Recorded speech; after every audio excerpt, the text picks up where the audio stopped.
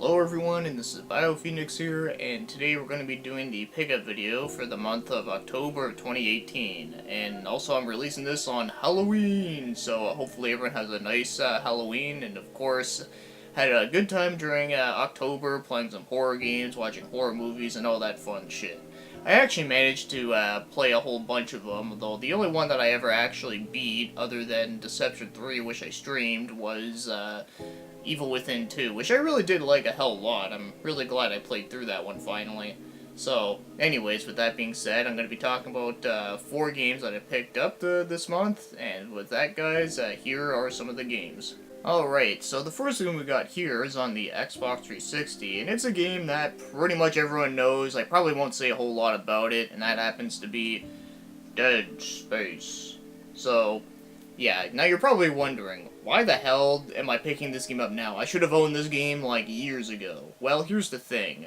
I actually played this game at a friend's place, and I loved the shit out of it. I never actually beat it when I played at his place, but I did get really far through it. I want to say I got, like, maybe, like, halfway through the game, maybe a little bit more.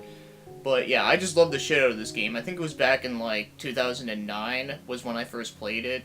And the reason why I never bought it until now has to do with the fact that because, like, you know, I played the shit out of it at my friend's place, and the game at the time was still, like it wasn't, like, a full-price game anymore, but it was still kind of expensive at the time. I would think it was going for, like, $40, $50, something like that. This was back before when Canadian prices weren't totally fucked up.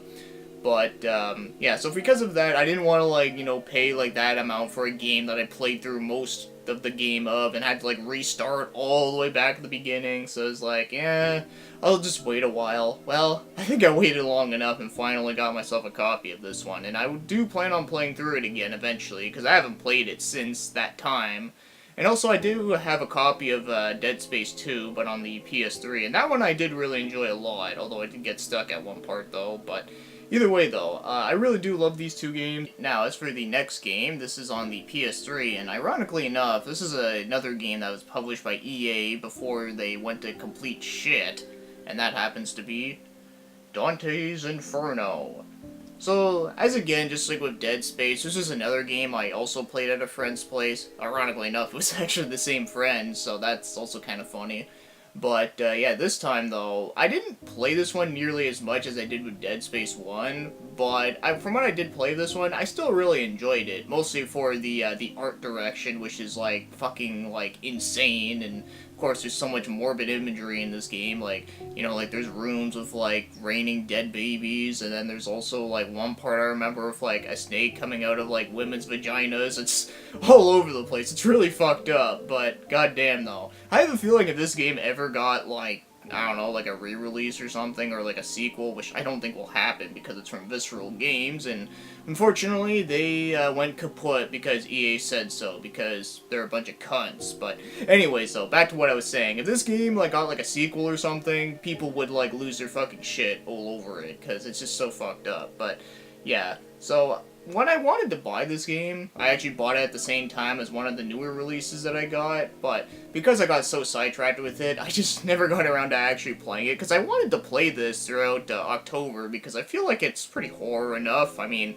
I don't know, what the shit that I was saying, what that's in this game, like, does that sound pretty horror-related? I'd say so. And also, it's all about going to hell, which is pretty awesome, but yeah, it's a really awesome hack and slash game. I really like it a lot. Very gory as hell. Lots of fucked up shit in the game. And of course, for some whatever reason, you know, I've always said in the past that I was never really huge into, like, the older God of War games. And a lot of people usually compare this game with that. Well, for some reason, I like this game a lot better. And I think it also has to do with, you know, like I said, I like the fucked up shit and all, like the artwork and all the, you know, I like the main character too. I thought he was a lot more interesting as well, so I don't know, maybe it's just a personal weird thing of why I like this game a lot. Alright, so that's for the newer shit, and this is actually one of the games I've been playing a shitload lately. I've just been so obsessed with it, and that happens to be Soul Calibur 6.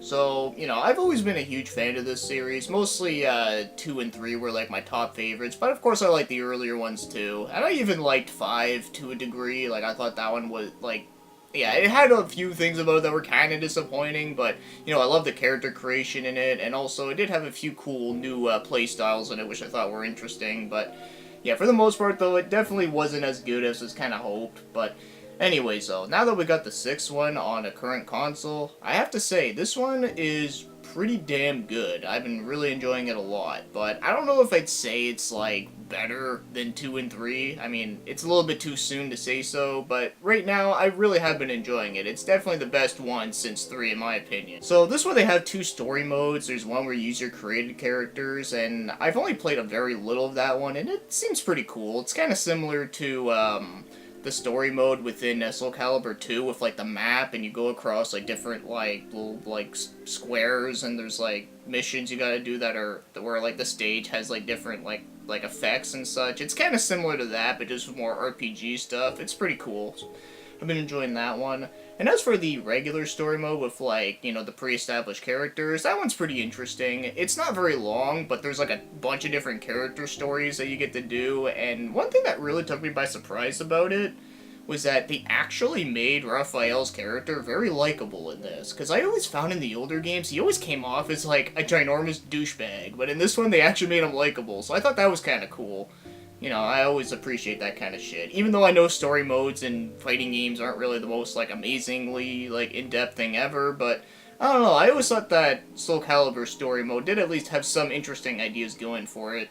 And of course, the character creation mode in this game is also pretty good too. It's pretty much exactly like how it is in 5, but it does have a few different little equipment differences though, but for the most part it's basically the same, but that's perfectly fine because I loved it in 5. That was like the best part of that with that game. And of course I made a whole bunch of different characters here. I'm going to be showing a few of them during the edits of this, but you know, just only a couple of them though, not all of them because I made like way too fucking many. But anyways though, with that said though, like I said, I've been really enjoying this one a lot. I don't know if I would say it would be worth getting full price for everyone because normally I don't buy fighting games day one unless it's like a series I really do like, and well, this one does kind of fit that bill for me personally, so yeah, I've been liking it a hell lot.